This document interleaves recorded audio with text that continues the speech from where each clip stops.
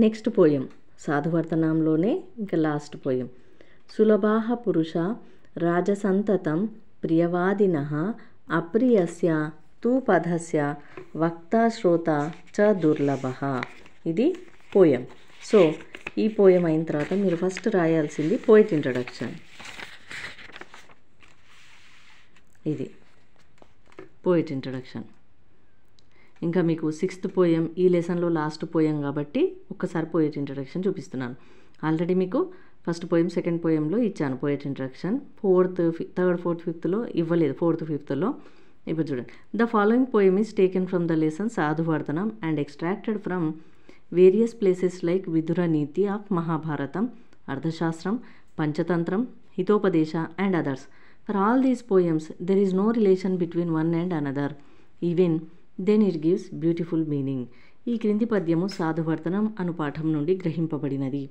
ఈ పాఠము మహాభారతంలోని విదురనీతి, అర్థశాస్త్రం, పంచతంత్రం, హితోపదేశం మొదలైన గ్రంథముల సంకలనం.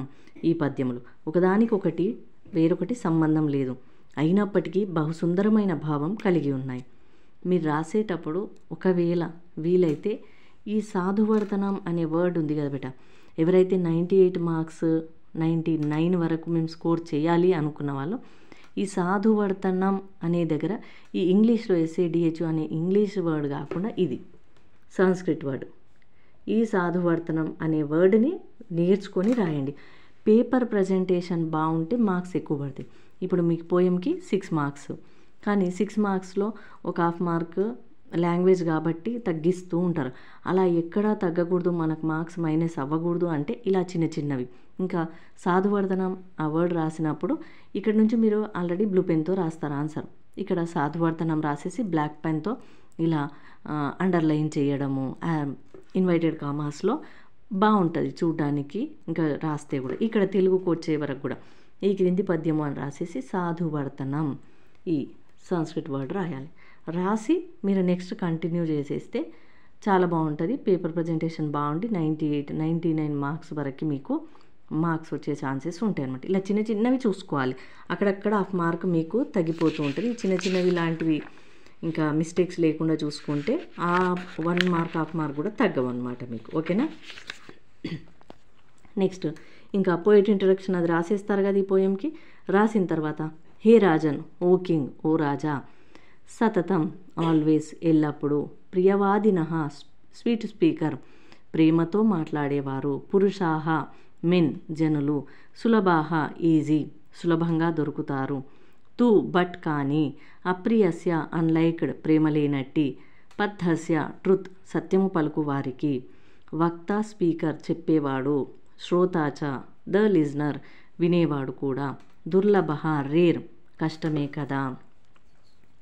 ఇంగ్లీష్ భావం చూసుకున్నట్టయితే, O king, it is easy to find people who are sweet spoken, whereas it is very difficult to find people who are harsh in their words and speak truth. Also, the listener to such words cannot be found easily. తెలుగులో భావం చూసుకుంటే, ఓ రాజా, ఈ లోకంలో ఎల్లప్పుడూ ప్రేమతో మాట్లాడేవారు చాలా సులభంగా దొరుకుతారు, కానీ ప్రియం కానట్టి సత్యం చెప్పినచో వారికి వినేవాడు చెప్పేవాడు ఇద్దరూ కష్టమే, అలా అరుదు. అయితే ఇక్కడ మీకు భావంలోకి వచ్చే వరకు ఏంటంటే కవి చెప్తున్నారు, ఈ లోకంలో ప్రేమతో మాట్లాడేవారు చాలా సులభంగా దొరుకుతారు. అంటే ఇట్ మీన్స్ ప్రేమగా ఇంకా పైకి మనకు ఇష్టం వచ్చినట్లుగా మనకేది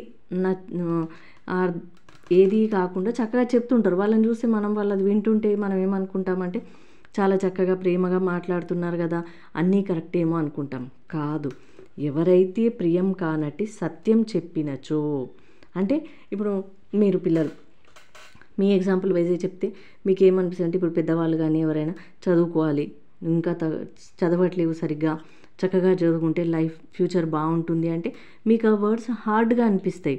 కానీ మీరు బాగా చదువుకుంటే లైఫ్లో మీరే బాగుపడతారు కదా. సో అవన్నీ మంచి మాటలు.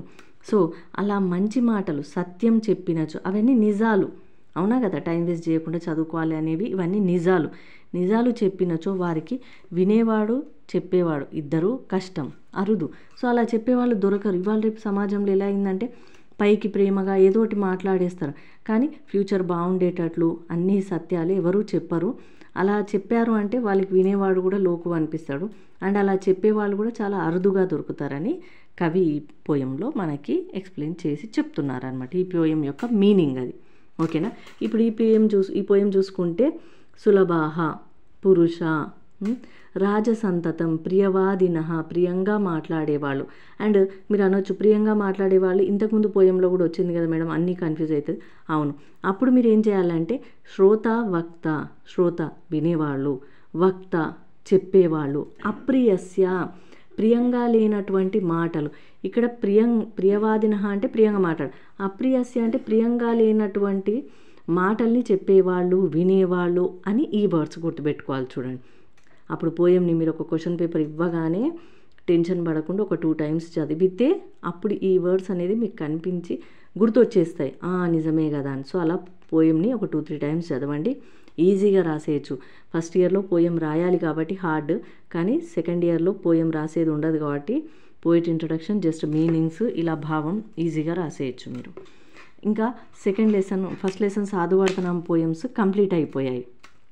మీకు ఇలా 6 పోయమ్స్ ఉంటాయి సాధువర్తనం. అండ్ గాయత్రి నీతి గీతావళిలో కూడా 6 పోయమ్స్ ఉంటాయి. ఒక లెసన్ పోయమ్స్ పర్ఫెక్ట్గా నేర్చుకుంటే సరిపోతుంది. సో ఈ 6 పోయమ్స్ అయినా నేర్చుకోండి. నెక్స్ట్ గాయత్రి నీతి గీతావళి చెప్తాను, అవైనా ఏవి ఈజీ అనిపిస్తే అవి నేర్చుకోండి.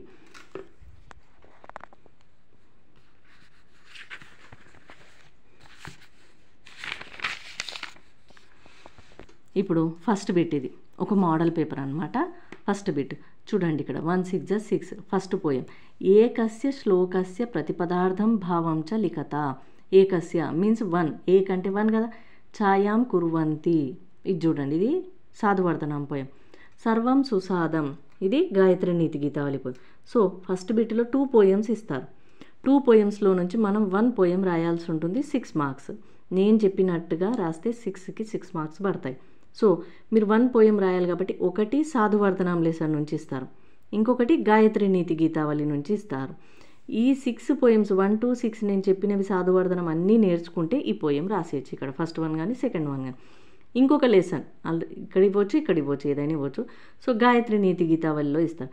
లేదా సెకండ్ లెసన్ కంప్లీట్గా 6 పోయమ్స్ నేర్చుకోండి, అదైనా రాయగలుగుతారు. ఇప్పుడు నీకు నేను Gayatri Niti Gitavali poems చెప్పిస్తాను next. So ఒక లెసన్ కంప్లీట్ అయిపోయింది. చూడండి, బిట్ వైజ్ వెళ్తూ ఉంటాను.